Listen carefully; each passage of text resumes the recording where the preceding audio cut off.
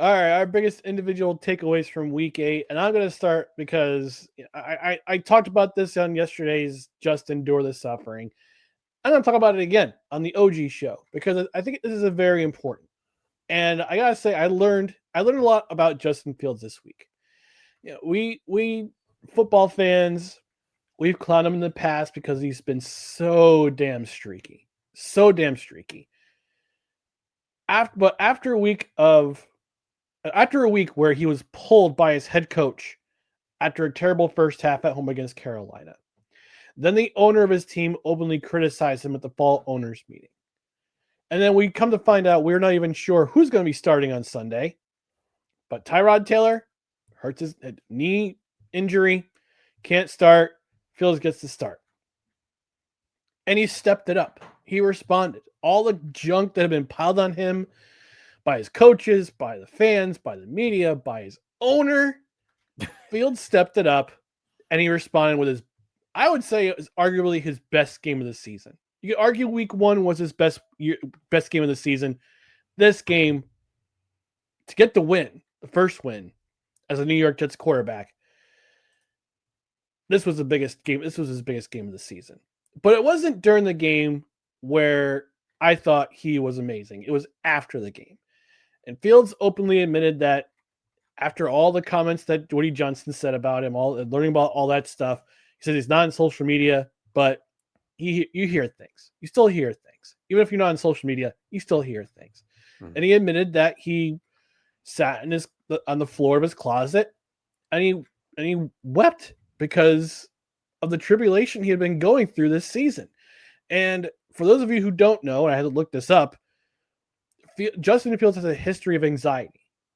And he's been very open about it, and he's actually been treated for epilepsy since he was a freshman in high school.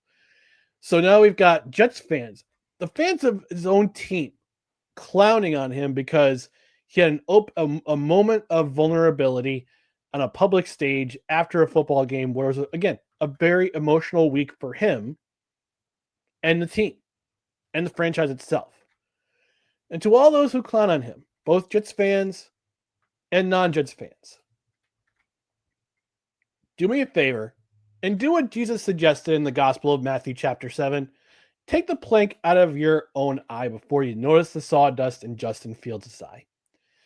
And again, as someone who's been very open about his struggles with mental health, it's very refreshing to see a professional athlete in the world's biggest media market be so open about his struggles and how his faith has come alongside him in those times. And I gained a brand new respect for Justin Fields, not so much as a football player, but as a man after this past Sunday. Oh, I agree with you. I don't think I could have said it better myself. And let's just remember, athletes are humans. We elevate them. We do that. They don't do that to themselves. 9 times out of 10, there is an exception. There's a few exceptions, but 9 times out of 10, they do not elevate themselves. They do that, or we do that as a society, and we are the ones who do that. And Simone Biles also was very open about her struggles, and she decided, hey, I can't compete for the Olympic team, and because I'm not in the right headspace for it. And people got all over her for it and called her weak and all these things. And all these people that like to do this, the keyboard warriors that like to do this, would do well to remember to put the lens on themselves, as you said, Ryan. And also, I bet you wouldn't say that to the person's face. But above all, remember, these athletes, they're just humans like you and I are. Yep. Yeah. I mean, I was a chaplain for a couple hockey teams and a baseball team. And like you said, Dustin, we put them on these pedestals and we expect them to do what we hope they do. When they don't, we rip them to shreds. And they just want to be treated like a regular person. Off the field, they just want to be treated like a regular human being. And plus, I would not dare say that to Justin Fields' face because he's 6'3" and 227 pounds. So anybody who does that behind a key, hidden behind a keyboard, hidden behind an avatar online, you're a coward. I gotta Mhm. say it. You are a straight up coward. And to think of yourself more highly than a professional athlete being open about his struggles, like come on, man.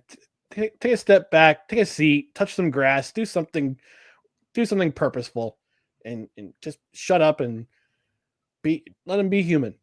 Let him Yeah. be human. Yeah. All right, so that's my biggest individual takeaway from week 8. Dustin, what's yours?